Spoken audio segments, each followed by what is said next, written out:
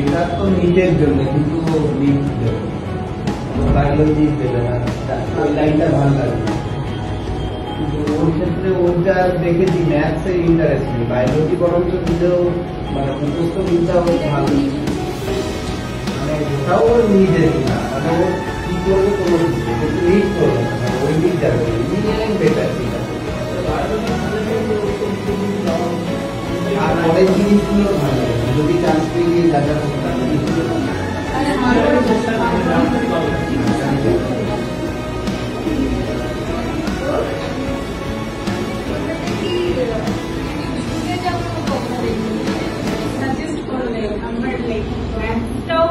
লাগে, বায়োলজিটাও খুব পছন্দের।